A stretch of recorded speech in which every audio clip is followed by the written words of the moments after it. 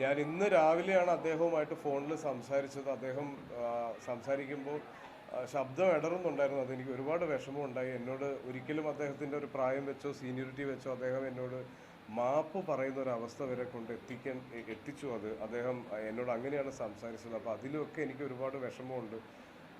അപ്പം ഞാൻ വീണ്ടും പറയുന്നു, എനിക്ക് സപ്പോർട്ട് തന്നതിൽ എനിക്ക് ഭയങ്കര ട്രെമൻഡസ് ആയ, അല്ലെങ്കിൽ ഒരു ഒത്തിരി സന്തോഷവും അഭിമാനവും തോന്നിയൊരു ദിവസമായിരുന്നു ഇന്നലെ. എന്നെ ലോകത്തുള്ള എല്ലാ മലയാളികളും അവരെ കൊണ്ട് പറ്റുന്ന രീതിയിൽ എന്നെ സപ്പോർട്ട് ചെയ്യുന്നത് സോഷ്യൽ മീഡിയ ത്രൂവും ന്യൂസ് ചാനൽസ് ത്രൂവും അതിൻ്റെ ഡിസ്കഷൻസും എല്ലാം ഞാൻ കണ്ടു. അതിലൊക്കെ എനിക്ക് ഒരുപാട് സന്തോഷമുണ്ട്. എന്നെ ആളുകൾ ഇത്രയും ഇഷ്ടപ്പെടുന്നു.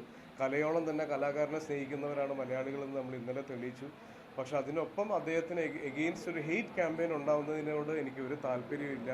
അദ്ദേഹം മനഃപൂർവ്വം ചെയ്തതല്ല. അദ്ദേഹം അങ്ങനെ മനഃപൂർവ്വം ചെയ്യുന്ന ഒരാളല്ല. ഒരു മനുഷ്യനും അങ്ങനെ, ഒരു കലാകാരനും അങ്ങനെ ചെയ്യുമെന്ന് ഞാൻ വിശ്വസിക്കുന്നില്ല. അപ്പോൾ ഇതിൽ വേറൊരു ഡിസ്കഷനിലേക്ക് ഇതിനെ കൊണ്ടുപോകരുത്. ഇത് കഴിഞ്ഞതായിട്ട് ഞാൻ ആഗ്രഹിക്കുന്നു.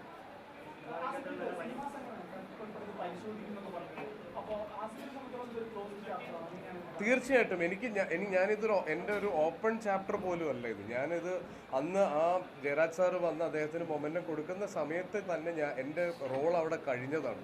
ഞാൻ ഇതിനെപ്പറ്റി വേറെ ഒരു രീതിയിലൊരു ബോധറേഷൻ എനിക്ക് ഇന്നലെ ഉണ്ടാവുകയോ വേറൊരു സംസാരം ഉണ്ടാവുകയോ ഒന്നും ചെയ്തില്ല. ഇന്നലെ ഉച്ചയ്ക്ക് ഇതിനെപ്പറ്റി ഇത്രയും വലിയൊരു സംസാരത്തിലേക്ക് ഇത് പോയി എന്ന് ഞാൻ ഇന്നലെ ഉച്ചയ്ക്ക് അറിയുമ്പോഴാണ് ഇതിനൊരു മറുപടി പറയണമെന്നുണ്ടായിരുന്നു. പക്ഷെ ഞാൻ പറയുന്ന മറുപടി വളരെ കാര്യം, ഒരുപാട് പേർ എന്നെ സപ്പോർട്ട് ചെയ്ത് മുന്നോട്ട് വരുന്നുണ്ട്. അപ്പം അവർക്കും അദ്ദേഹത്തിനും വിഷമമാവാത്ത രീതിയിലായിരിക്കണം ഞാൻ ഇതിൻ്റെ ഒരു മറുപടി പറയേണ്ടതെന്ന് എനിക്ക് തോന്നി. അതാണ് ഞാൻ ഇത്രയും ലേറ്റ് ആയത്. ഇന്നിപ്പോൾ ഇവിടെ ആൽബർട്ട്സ് കോളേജിൽ ഒരു ഇവൻ്റ് ഉണ്ടായിരുന്നു. നേരത്തെ ഞാൻ കമ്മിറ്റ് ചെയ്തൊരു ഇവൻ്റാണ്. അപ്പോൾ എന്തായാലും നിങ്ങളെല്ലാവരും വരുന്നുണ്ടായിരുന്നു, എനിക്കറിയാമായിരുന്നു. അപ്പോൾ അതാണ് ഞാൻ ഇവിടെ ഇന്ന് ഈ ഒരു അവസരത്തിൽ പറയാമെന്ന് തീരുമാനിച്ചത്.